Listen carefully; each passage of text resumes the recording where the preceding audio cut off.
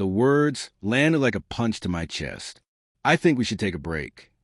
Sarah's voice was soft, almost gentle, but her eyes fixed on the floor, refusing to meet mine. We were standing in the cramped kitchen of her apartment. The smell of burnt coffee hanging in the air, the faint hum of the fridge filling the silence. My pulse roared in my ears, louder than the traffic outside her window. I tried to speak, but what slipped out was barely more than a whisper. Okay. That week, her ex, Daniel, had returned to town. She didn't bring it up, and neither did I. I leaned back against the counter, the cold edge pressing into my palms as my thoughts spun. I kept replaying her words, straining to hear something, hesitation, guilt, exhaustion, that might explain them. We'd been together for 2 years. 2 years of late-night conversations, shared playlists, her head on my chest while we watched old movies. Yet now she stood with her arms crossed, shoulders tight, like she was bracing herself against me. The kitchen clock ticked, each second stretching the silence wider. Why? I asked finally, my voice ragged, as if I'd swallowed gravel. She shifted, her sneakers squeaking on the worn linoleum. I just need space, Ethan, to figure things out. Her words slipped away like water through my hands. Vague, elusive, a puzzle missing too many pieces. I wanted to push, to demand clarity, but the look in her eyes, distant, pleading, stopped me cold. I only nodded, grabbed my jacket, and walked out. The door clicked shut behind me, loud as a gunshot. Outside, the autumn air bit my face, sharp with damp leaves and exhaust fumes. The city pulsed around me, honking horns, flickering streetlights, strangers brushing past. But I felt unmoored, as though I'd slipped through the cracks of my own life. My phone buzzed. A text from Sarah. I'm sorry. It's not you. The words blurred as my eyes stung. If it wasn't me, then who? Daniel's face flickered in my mind. His smug smile, the way he always lingered too long when he came by to collect old things in our first year together.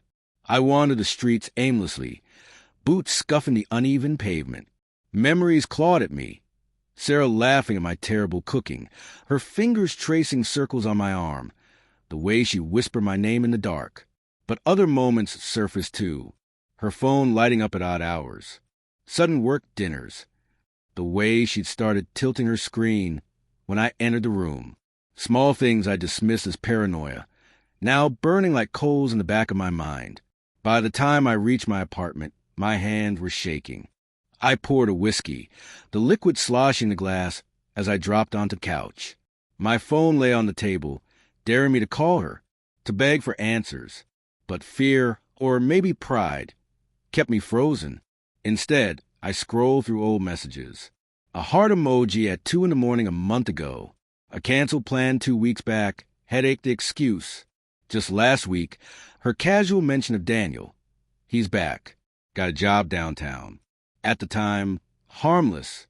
Now, it felt like a warning I hadn't heard. The next morning, I woke with a pounding head and a hollow ache in my chest. Work blurred into nothing. Numbers on screens, voices droning into static. Sarah was all I could think about. I needed certainty, not suspicion. So, for the first time, I checked her social media. Her posts were sparse, coffee shops, vague quotes about change. But Daniel's page told a different story. A new picture, just yesterday. Him at a bar, leaning close to a woman whose face was out of frame. Her hair, long chestnut, curled at the ends, looked achingly familiar. My stomach twisted. I told myself it could be anyone, that I was imagining things. But by nightfall, I found myself across the street from her building, like some cliché in a bad film. The air was colder, the sky bruised with dusk. Her window glowed yellow against the brick. I wasn't even sure what I was looking for, her face or proof that I was wrong. Then I saw it, 2 silhouettes moving behind the curtain. One was hers. I'd know her shape anywhere. The other, broader, taller. They stood close. Too close. Their shadows merged for a moment before drifting apart. The breath caught in my throat, sharp and suffocating. Every instinct screamed to storm up there, pound on her door, demand the truth. but my legs wouldn't move, rooted to the pavement. What would I even say? Accuse? Beg? The uncertainty sliced deeper than any answer could have. I turned and walked away, swallowed by the city. Days blurred together. I ignored her calls, her texts, each one a mix of apologies and promises to talk soon. I didn't trust myself to reply without breaking. Instead, I gathered fragments. A friend mentioning she'd seen Sarah with Daniel at a cafe. Another saying she'd seemed distracted. Not herself. Each detail was a splinter, digging deeper. Then one night, she came to me, her eyes red, hair tangled as if she'd been pulling at it. "Ethan, please," she whispered, voice cracking. "Can we talk?" I let her in, my heart torn between hope and dread. She sat on the edge of my couch, twisting her fingers. "I didn't mean for this to happen," she began, and ice rushed through my veins. She never said his name, but she didn't have to. She spoke of feeling lost, of old emotions resurfacing, of meeting Daniel just to talk, until things spiraled.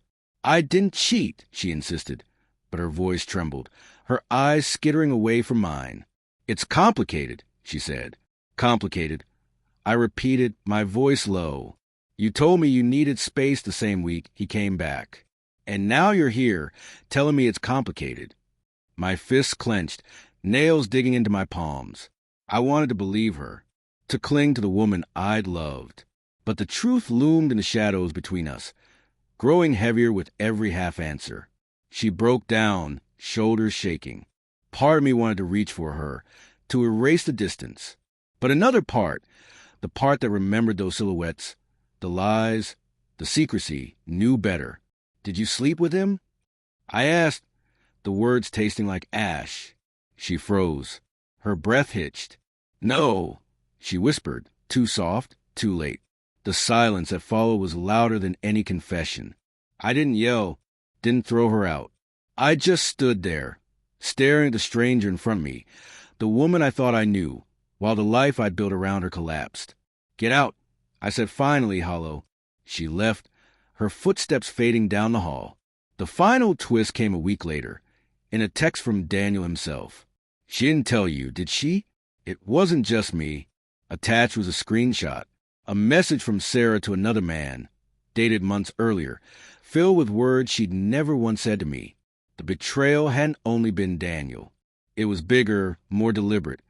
A web spun long before she'd asked for that break. I sat alone in the dark, the glow of my phone in my hands, realizing the truth. The woman I'd loved had been a stranger all along.